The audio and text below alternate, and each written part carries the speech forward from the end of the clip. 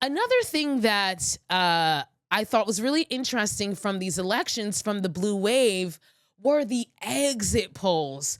I feel like I got a lot of information from these exit polls. One thing that I learned from the exit polls from the November 5th election in 2025 is that these online diaspora wars between the Black community are freaking fake.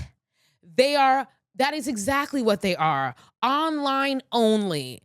Not only are they only online, but they are freaking CIA psyops designed to divide and conquer the Black community. Okay? Why am I saying this? Because when you look at the exit polls, for example, on Prop 50, okay, in California, 91% of Black people voted yes on Prop 50. 91% of the Black community was in accord with each other. When we go to New Jersey, 94% of the Black population voted Democrat, voted Mikey Sherrill in. When we go to Virginia, in the governor's race with Spanberger, 93%. 93% of Black people voted for the Democratic governor candidate. When these diaspora wars are a CIA psyop, y'all. I promise you that. Because we are the only group, when you look at these exit polls, Black people are the only group who are on the same page politically, overwhelmingly. Ain't nobody else getting numbers like us, 90%. And this harkens back to the presidential election, the 92%. Us Black women who stood 10 toes down for not just Black women, but for all of y'all motherfuckers, you ungrateful motherfuckers. 92% of us. I mean, it's like I said, no other group has this type of solidarity. Because one thing about us, of course, we'll have little scuffles here and there. You know, it's not perfect. We be disagreeing here and there. We be saying nonsense stuff about different cultural ethnicities within the Black community. But when it comes time to get to business, one thing we gonna do is do what need to be done. Okay? We can spat, but when it comes to the real deal Holyfield, we lock the fuck in. And Black people, we are locked the fuck in. 91%. One band. I know you said it. One band. I know you said it. Okay? That is Black people. And so miss me with these bullshit diaspora wars. This is only online. And it's exacerbated by these CIA, FBI bots who are every time every time these diaspora wars make it across my timeline, I be looking at these comments. I click on these profiles, and it's bots. These divisive ass comments. They're trying to divide us, divide and conquer us, because we're the only group in this country who are on one accord. We are locked the hell in. I love it. Black people, I love it. It's a pleasure doing business with you. I love being a Negro. It feels good to have a lot of melanin in my skin. And I love that I have rhythm. And I also love that when it comes time, I know what time it is and I lock in and get to business. And I love that for us as Black people. So when you see these diaspora wars online, to me, the only appropriate response is to scroll, delete, and or block. Block them. Let them talk to nobody. Let them talk to their echo chamber.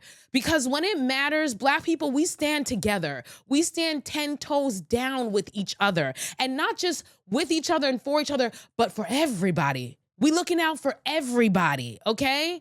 And that was another thing that I really gleaned from looking at these exit poll results. You know, there was a TikToker, and I'm sorry, I can't remember who he was, but he pointed this out, and I was like, you know what? You're right, motherfucker. He said, he was like, I realized, this is after the election, I realized that Black people are the only people out here who are actually fighting against white supremacy. He was like, I realized that Black people are the only Black people out here who are really fighting against the system and really fighting for people. And when you look at these exit polls, it's fucking true. It's true. It is crazy. I'm going to post them so you guys can see. But like I said, we're the only ones clearing 90% on the same accord. Asians are at least in this recent cycle, this last election, Asians are coming in cute. They coming in as a cute second. They're in the 80s. Okay, for New Jersey governor, they were 82% Democrat, 80% in the Virginia governor's race, 72% for Prop 50, which is like, why only 72%? What is wrong with y'all? But again, I mean, they're starting to lock in. The question is, will you lock in if the candidate is a Black woman? Because when Kamala was in, y'all weren't locked in like this. And of course, y'all were locked in New York from Mamdani because that's your people, right? But ironically, so was Kamala. Wasn't she? But she tainted blood. That tainted blood, she wasn't good enough, and that was reflected in the exit polls. Latinos, my Latino oh my God, my Latino cousins, primas, 68% in New Jersey, 71%. Y'all came through in California for Prop 50, 67% in New Jersey. Sorry, in Virginia. Oh, I was happy to hear about that county in New Jersey in Passaic where the Latino community swung back for the Democrats. I was happy to hear that. My question is, can we keep this up? And can y'all lock in? Can y'all lock in? I mean, and don't even get me started on the white. Oh boy, that's the other thing that I really got out of these exit polls. White people, what the fuck? Are y'all okay? Because what do you mean 47% of y'all, only 47% of y'all voted for Democrats in Virginia? Only 47% of y'all voted for Democrats in New Jersey. Only 58% of y'all voted for Prop 50. Black people, when I said that we need to stay our asses home because this ain't none of our business, this is what I was talking about. What we're witnessing is a battle between brother and brother, father and child.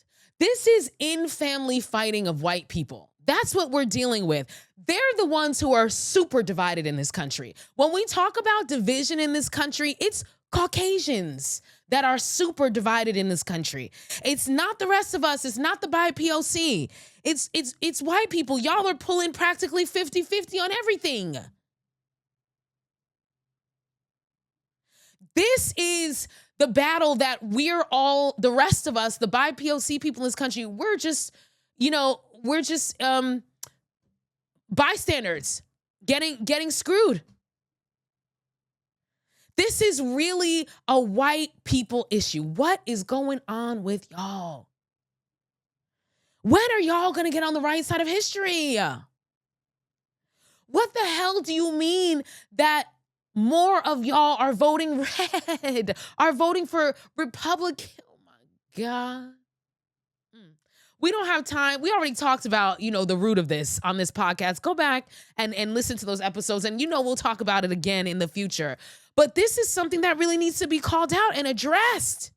White folk, instead of y'all getting into BIPOC's comment sections and talking about what needs to be happening and why aren't Black people out on the streets, y'all need to be talking to your cousins and your brothers and your siblings and your family members because it's y'all. This is an in-family beef that you guys have to deal with, and stop dragging the rest of us down with you. It was quite something to see those results.